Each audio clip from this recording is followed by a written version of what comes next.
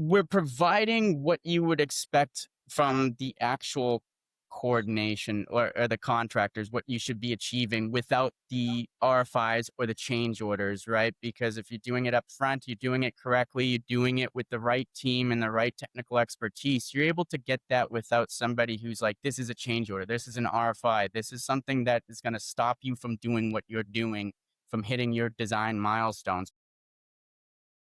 And welcome back to another episode of Breaking Ground, a construction innovation podcast. I'm your host, Dagan Davis, and with us today is Donal Lyons. He is the vice president and co founder of PreFix DfMA. Donal, thanks for joining us. Thanks for having me, Dag, and I appreciate it. I'm excited. Awesome. Well, we are just as excited to have you on. I know I just want to learn more about your company and what you guys do. So, if you could just start out with kind of explaining maybe a little bit more about yourself first, and then you can roll into telling us a little bit more about what your company does. Sure. So, what we do is I'll start with what Prefix does and then how we kind of got into it. So what we're doing is we kind of work within that space between design and construction. Where we're working with the design team to work out the complex mechanical systems on the MEP side of things before they become RFIs, change orders, things like that. And what we're not doing is saying that we're leveraging technology or any kind of software. What we're doing is we're leveraging decades of technical expertise, actually in the field expertise, right? Having come from spent time working in um a plumbing outfit up here in the Northeast, and having worked in the fab shop and having worked in the seen it worked in the field, and our founder is a former local 12 plumber. And so what we're doing is we're leveraging that field expertise also with the fabrication end of it into how we approach design and working out those problems early on. So that's kind of what we're doing. That is what we're doing. And I got my start at a large general contractor, oh, 11 and a half years ago. And then before that, I was working actually for my father, uh, at, he worked at an engineering firm. Then he was at the plumbing outfit as well. So that's where I got a lot of my early exposure to the entire industry. And I didn't go to school for this, I have a degree in political science, so I kind of really went a very different route. Yeah. But this, I have no regrets. I mean, what was I going to do with a poli sci degree? But this is as good as it gets for us. But that's kind of how I got my start, and it's been exciting ever since. And I've gotten to work on some of the most exciting projects throughout my career so far, and with some of the coolest people, with some of the best experts, especially in the field, design teams from all over. I've gotten to have my fingerprints on projects from East Coast to West Coast to Hong Kong to all over the place. It's been one heck of a career in a short amount of time, it feels like. Yeah, that's awesome. And one thing with construction is you can really get into travel pretty quickly. And see not only the United States but the world like you're saying. So It, that's really cool. it is. The travel part, it sounds great when they pitch it to you, and then you start doing it, and you're like, this I could do without this." There's a couple of times, and you're like, "This is about it. I'm ready for this to be over." Yeah, but then on the flip side, you're home for a little while and you're like, I wish I had a trip here or there. So Yeah, so it's awesome. either way, yeah. Um, but cool. So are you guys involved in the entire process during a project? So what we try to do is the earlier that we get involved, the best part of that. That's really where we can leverage the best results, is being able to get involved early with that design team. And it's not the way you would typically expect getting involved with the design team, basically like getting in their way and like checking them left and right. It's an extension of their team, right? And that's what we're doing, is we're working in tandem with those design teams, with the owner as well. We're doing that with specific projects that we have now, where we're working with the owner to be able to become more involved in the technical services aspect of their review, for projects as well going into it, whether it be reviewing some of their design standard manual kind of things and updating that as well with some of the best practices and standards that the industry is heading into. But you typically the best results come from getting involved in the beginning, working out the problems before they become problems. Sticking through a project entire life cycle is a difficult thing to do, and it's not always necessary, especially if it was from where I came from on the GC side originally, was to get involved after the problems are already problems, and then it's just, clash detection, things like that, where you really don't have an opportunity to it's now then trying to find the best of a worst case scenario at that point. And so being able to stay involved with the project throughout its life cycle after we've been able to have input and interaction with the design team and help alleviate them of some of the problems that will come later on the back end. Inevitably, it absolutely will always happen. So we don't always go through the entire project. Sometimes we just stay, you know, geared towards we keep our ear to it, but when needed, we become involved again, but not throughout the entire process, no. Okay. Yeah, and that's something that we've seen, talking to other guests on the show and just talking to other people in the industry even before they record a show with us. That's a topic that comes up where, it's really important part of the process is just the planning and getting ready for the project but on all aspects. And so like, you add your company into that process, and that's something that people may not even think of. They're thinking of the design team, they're thinking of the GC, the trades that are, the contractors that are on the site. But then there's another level. There's more levels to the planning, and there's people or companies like yourself that really specialize in that, which is awesome. Yeah, the main focus always on a project, and this kinda gets skipped over a lot, I feel like, and they should always be the focus, is the end user, right? Especially if you're working in life sciences or if you're working in healthcare, you should be talking to the nurses, right? If you're working for a hospital, talking about where the nurses station locations should be, and then also talking to facility managers, the people who are responsible for, making sure that the end result is actually, something that can be operated in an optimal. It's not just about doing a project and sticking within schedule. It's about did the project come out to serve exactly that purpose, right? Especially in the healthcare industry, you can't have a more higher calling than working in the healthcare, where it's serving people like you and me, our families. You know what I mean? So there's a there's a standard that stands just outside of good practices in our industry.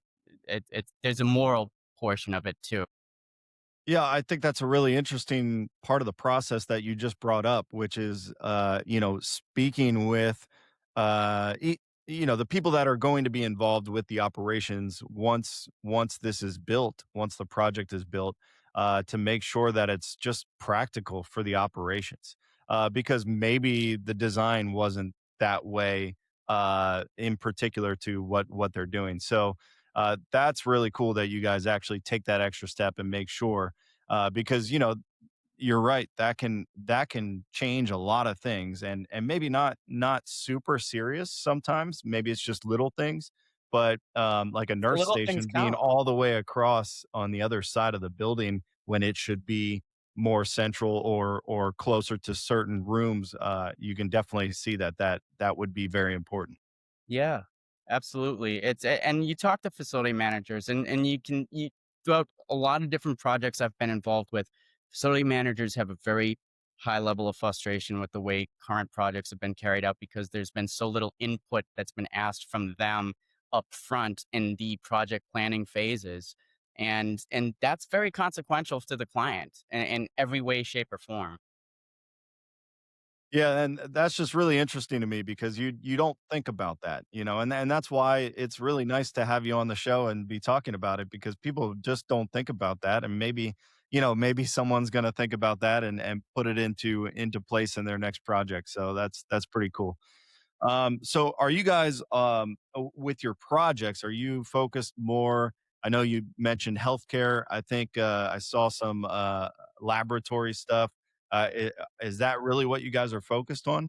So it's our specialty. It's where we were. So when we started before we started PreFix DfMA, we came from that specialized group of out of the ground building for healthcare and life sciences. But then the practice of what we were doing, which was pretty niche at the time, especially with how we were applying it and the end result of what we were getting, we we started seeing that there was a great demand for this just all across the board. And so it's we've worked on multiple projects prior to this. We've worked in the hospitality, we've worked in education and things like that, and we saw that there's an opportunity to have a significant impact. But it's not just been life sciences and hospitals for us, and healthcare for the duration of Prefix. We've actually been able to get into a lot of different, new and, exciting actually, sectors, whether it be affordable housing, which is significant now and more in demand than ever, especially up here in the Northeast. We've been able to get ourselves involved with a lot of different sectors that we really didn't expect to be honest with you, and we've been getting quite a bit of demand. So, but we still like to focus on healthcare and life sciences, but again, those projects are very cyclical. And so, since they are a little similar in what you're doing and what you bring to the table from project to project, are there any big differences that you see when you jump, to different industries like that? But yeah, I mean, you go into life sciences and healthcare, you're talking different code books, right? And then not only different codes are you adhering to, but you're talking about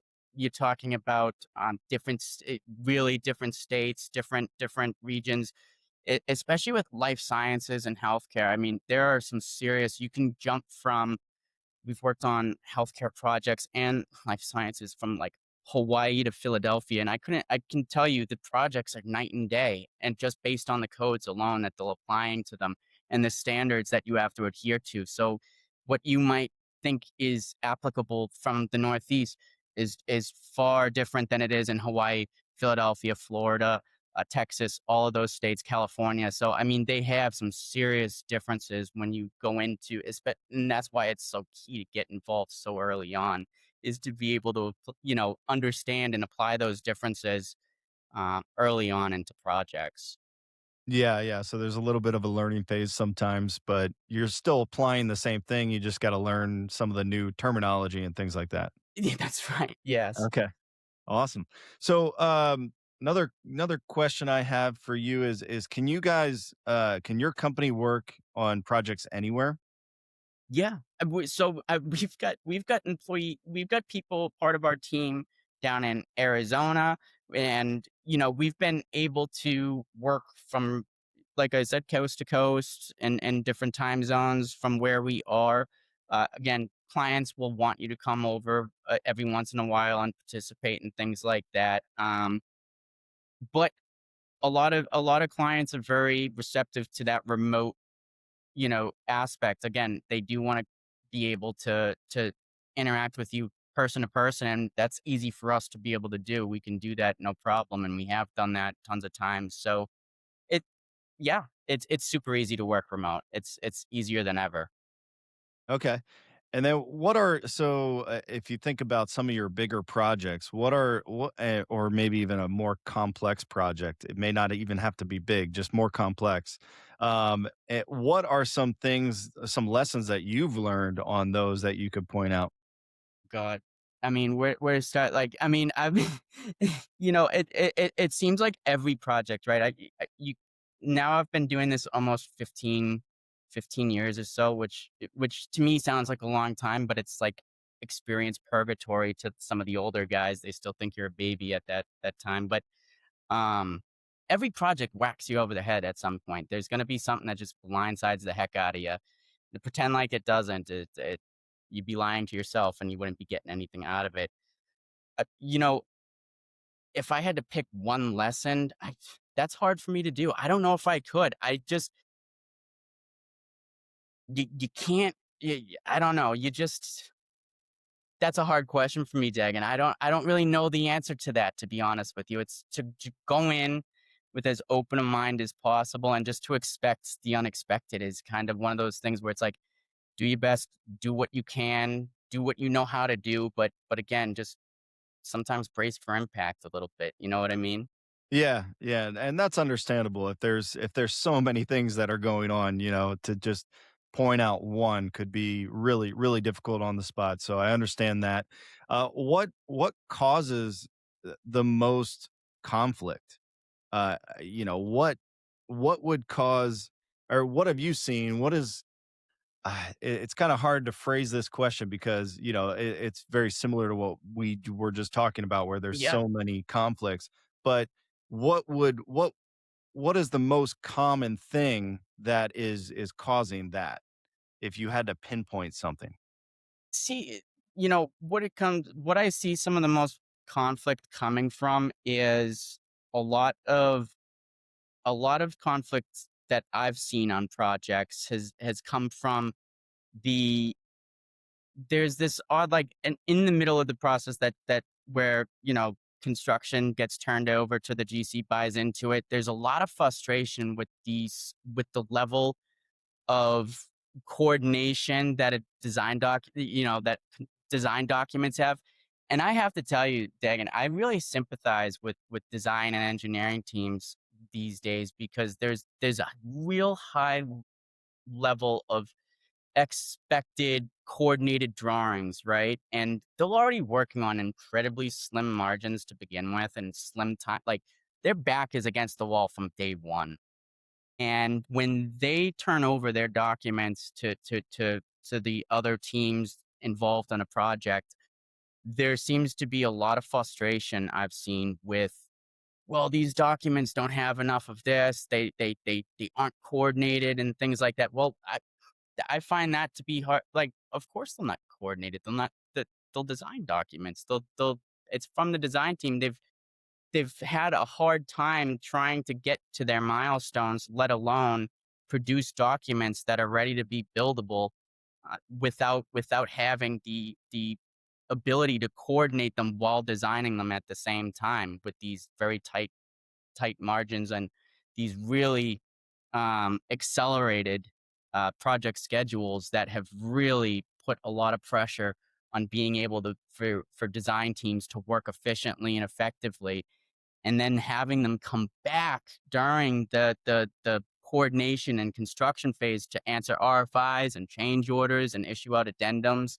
Uh, I got to tell you, I mean, if there's, I really feel sympathetic for some of these teams because they do an excellent job. They really do, but it's tough for them to be able to keep up with some of the tools, some of the softwares that are coming out, and to be able to still be able to produce what they need to produce on a the liability level, right? What they actually own on a contract level, and still be able to meet those expectations and still be a productive team member on a project.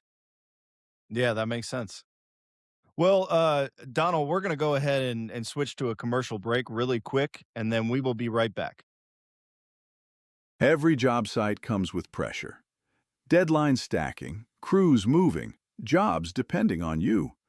But behind the scenes, everything slows down. Quotes and bids, calls, service tickets, even admin work stacks up. With high-level talent, you can hire remote staff to fill the traditional office positions at half the cost, so your team can focus on what actually makes money. Scale your operation without scaling your overhead. High-level talent. Visit highleveltalent.com today to learn more. All right. And we're back here to our episode of Breaking Ground, a construction innovation podcast.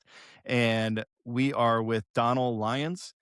And Donald, one thing that I wanted to jump into here is the term, and this term is in your company, DfMA. So I wanted to have you explain that. Many people may have not heard of that, or may not know what that means.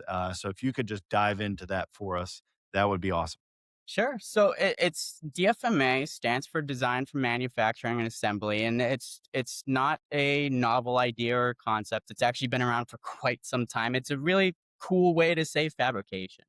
And so, you see it really used in, for instance, like aeronautics and other types of assembly and fabricatable industries. So it's been around for a long time. It's just starting to sneak its way into construction, and it's which is a surprise, but it at least in our side of construction, on the commercial side of things, and so the phrase itself is been around for quite some time, but we thought it was far more applicable at the time when we were coming up with company names and things like that.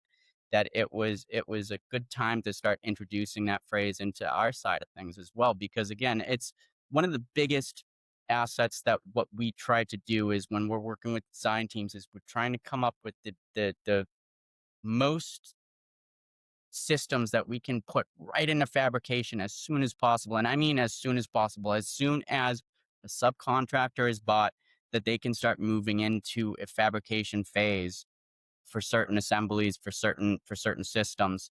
So it's been around for some time. We're using it for us. You if you haven't already heard it, there's I guarantee you any next, event or expo you go to, you're gonna start seeing it a lot more for sure. And why is this term design for manufacturing and assembly becoming more important in construction? So again, like what we're doing is it's designed for manufacturing, right? So when we're working with design teams and we're producing a more uh, how should you say it, like comprehensive set of design documents that are actually fabricatable, right? That's not something that you see very often. It's not something that's expected of the design team, but it certainly is an add value if you can have a team working with that design in tandem, being able to produce a design that's fabricatable. There is a huge value in that right off the bat. And so being able to achieve fabricatable documents in design is a significant advantage for any project. Okay. So, just on a very simplistic way to explain it, are you guys just giving more detail to the project on the design side? We're providing what you would expect from the actual coordination or the contractors, what you should be achieving without the RFIs or the change orders, right? Because if you're doing it up front, you're doing it correctly, you're doing it with the right team and the right technical expertise, you're able to get that without somebody who's like, this is a change order, this is an RFI, this is something that is going to stop you from doing what you're doing, from hitting your design milestones. So when we're doing that in the milestone phases of design, that has a significant impact without having to go into the design team and stop them from what they're doing to check on something, right? Like these are things that they can either choose to add into their documents or they don't. But that's kind of how we work with So ultimately, you're just trying to make everything go smoother. as smooth Where as the possible. Okay, Yeah. awesome, very cool. So why we've talked about why it's becoming more important in construction, but and then we just touched a little bit about how it can really impact the project schedules and milestones, and in a very important and good way. But what could you explain a little bit more of how the role of the prefabrication plays in this whole process?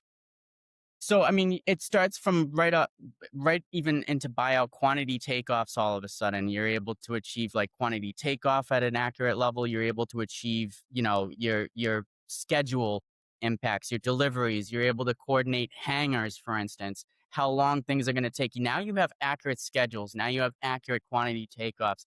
Now you have the ability to put people into the field right off the bat and significantly reduce certain things. So, for instance, you're able to talk to subcontractors and have them, instead of having such a high coordination cost on their projects, right? They'll able to, move up that fabrication and bring down their coordination because they have coordinated fabricatable documents that they'll able to move right past that coordination phase or significantly reduce it to the point that, you have like a 30 to 60% reduced coordination phase before they're able to, you know, so that they're able to move right into fabrication. You talk to their supers, you talk to their guys in the fab shop, and they'll like, "A-okay, like, let's get going," you know? Yeah, yeah. That's really nice. And then what so what happens on the trade sides or the contractors? Are you finding that they're getting involved earlier if you're in the process, or how is that working?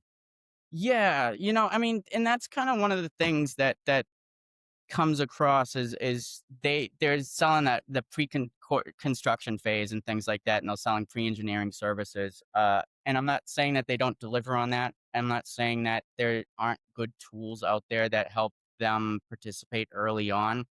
It comes down to, it's I see a lot of like clash detection of design documents early on, and that gets kind of wrapped into, oh well, this is pre-coordination, and the design team doesn't need you to clash detect their models. That they're going to have a million and one clashes, and they know it, and that's not the point.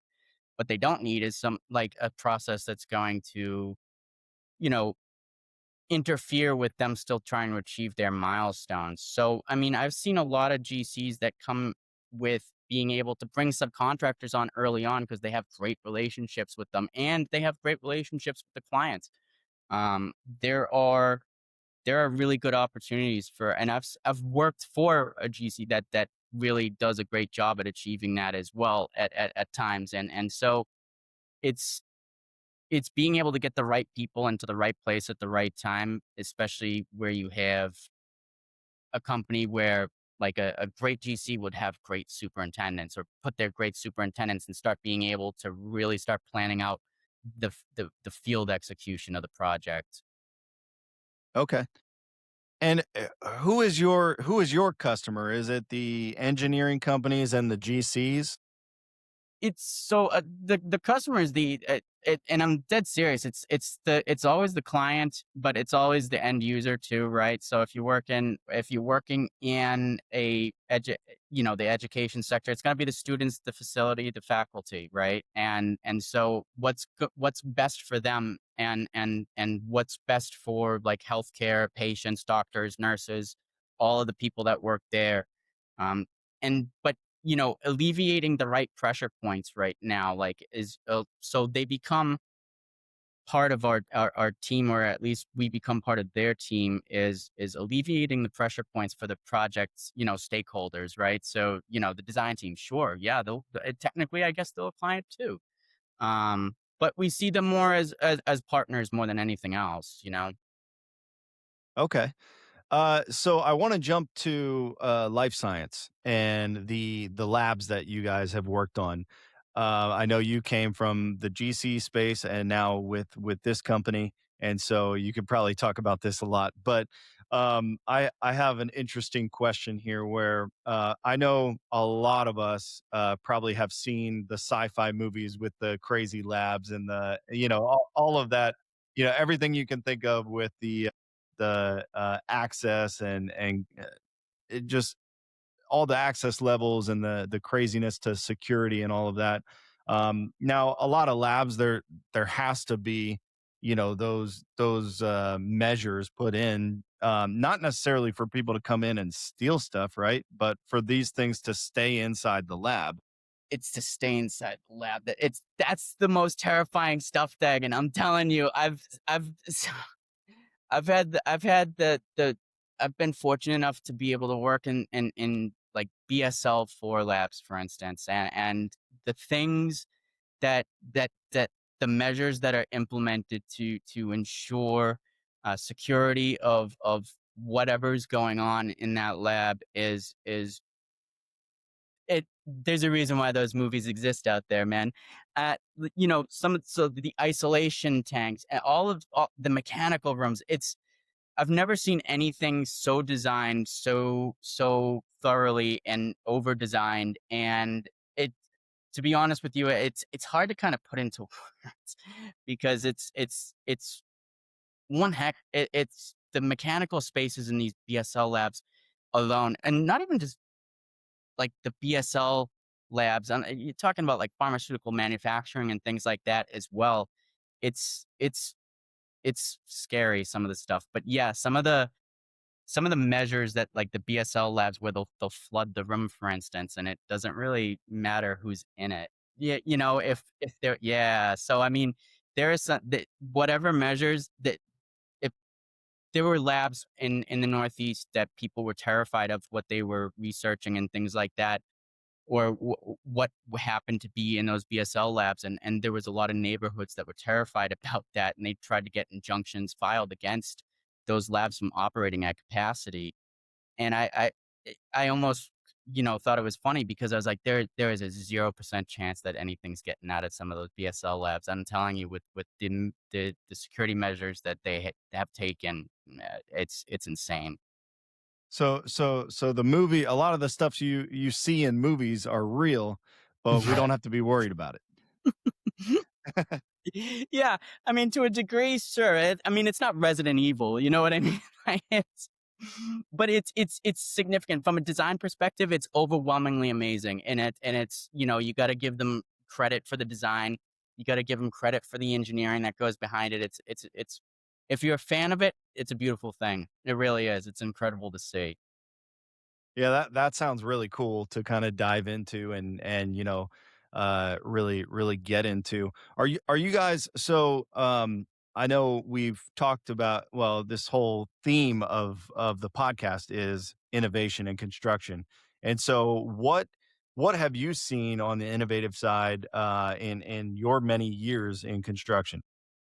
So, it's so funny because in my work experience lifetime so far, I feel the most significant innovation that we've been able to see measurable and impact has been going from paper set of documents to digital, right? All of a sudden, this huge, and I can't say enough because all of a sudden you've got these, 44 by 80, sets of documents that weigh 55 pounds. Instead of carrying that around, you can just get it on your phone. You can get it on an iPad.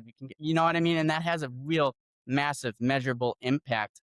I would say, it was my dad always used to say to me, he was like, one of the greatest innovations that happened in construction was the fact that going cordless for power tools and tools in a job site, cordless tools and battery powered tools had such a huge impact on job sites that you were able to really see um, measurable impact. And so now what I'm seeing is stuff everywhere, and I'm almost overwhelmed, Dagan, with the things that I'm seeing in tech. Between drones, between the digital twin stuff, the softwares, all of those things are absolutely overwhelming. And now, like you're seeing AI generated tools, you're seeing AI assisted tools. It's all over the place, and it's not a bad thing. But I would say this is, and I used to say this at my old company all the time, was it's okay to not be the first one into it. It's cool to kind of sit back a little bit and let everyone dive head first into the shallow end and see, what works out. You know what I mean? It doesn't matter who's first to do it. You just have to be the best at it if you're going to do it, right? Like, you don't need to be first. You just need to be really good at it. You need to know exactly how to use it, when to use it, who to use it. And I'm seeing a lot of innovations right now that are being consolidated to meet innovations that are coming out that are meeting a lot of what I see. And so like a lot of big firms are consolidating services into that one firm, right? So like now you can go to a, firm that's doing, we build it, we do the laser scanning, we do the VDC, we do all of the surveying, we can offer every single service. And all of a sudden, they're taking some very unique and very important disciplines and consolidating them into one spot. And that sometimes makes me a little bit nervous because I'm seeing innovations to match that business model itself. And I just wonder if that's necessarily the best thing all the time. I'm not saying to sound analog or anything like that, but what I see is it's okay to stand back, wait and see what's the best. Yeah, and I can agree with you on that. I think innovation needs to continue to push, but when you're trying to become a one-stop shop with all these different things, then what's your specialty in, and what are you going Yeah. to specialize in? And we see that throughout the industry in all different areas, with equipment and with the new all these new applications that you're talking about. But one thing that you pointed out, which is really interesting, is something that I think all of us take for granted every single day, is the fact that we're not really using paper anymore, or at least as much as we used to. Yeah. Even in construction, where normally it is a slower progression to innovation, it's still crazy, because you'll be on a job site and you can just look up a PDF, or someone can send you an email with a PDF on it, and you can see the drawings, you can see, whatever you need to see, which is really, really unique and crazy. If you think about, I don't know, maybe even 20 years ago, it just certainly was not that big. Um, so to have everything in the palm of your hand is really awesome. Yeah. It's just, that's such a good point too, like, because it got me thinking, like, what I see a lot of right now is there's like in construction, especially, like it's the paper set of documents that you own, right? It's that CD set that you own. And I see a lot of people referring to like 3D models as if that's the contract set of documents. And if you look at the 3D models, the discrepancy between what's in the 3D models and what's actually in the paper set of documents or the PDFs, right? The CD set, the construction documents. That's where that the CD set's the Bible on your project, right? Like that's that's the law. Like you follow that. I see a lot of people following the model and said, or at least saying, "What's in the model? What's in the model?" Careful, like be incredibly careful, like with that kind of, people want the CD set to be the model. It's not. It never is. Hmm. Yeah, that is interesting. So I know, with these applications that we're talking about, we just had a guest on the show, and the episode's not released yet. It's going to be probably very soon, and so when that gets released, that'll be something interesting to check out. But it's it's an app where it keeps track of your photos on the job site. So it keeps track of it. It keeps it all organized and everything from job site to job site, and then anyone can kind of download the app and then just take the photos, and it's good for, I saw the application of nice marketing photos before and after and things like that, just because I'm more of a marketer. But Yeah. other than that, it's really good for kind of going back, if there's any kind of lawsuits or anything like that, that's really good to have. And then on top of that, just understanding the job site and helping with the communication, which has been a really big subject that we've all talked about on every single episode. We've all talked about communication. I know you touched on that lightly without saying the word communication, but that's I think you used the word coordination. So communication is so important from each team every time you pass off everything. And so that was one thing that came to mind, that we recently had a guy on the podcast for.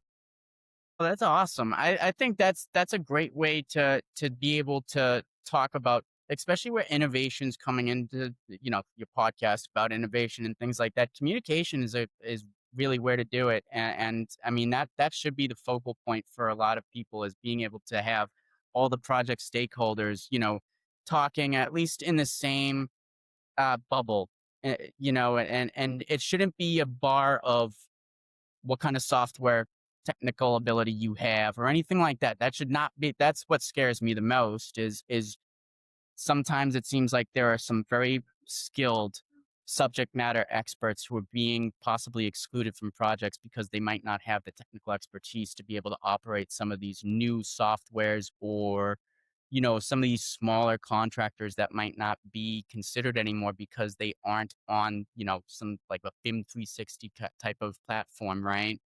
Well, that all kind of everything circles back to communication Yeah. and well, also understanding people. I mean, not everyone is good at communicating.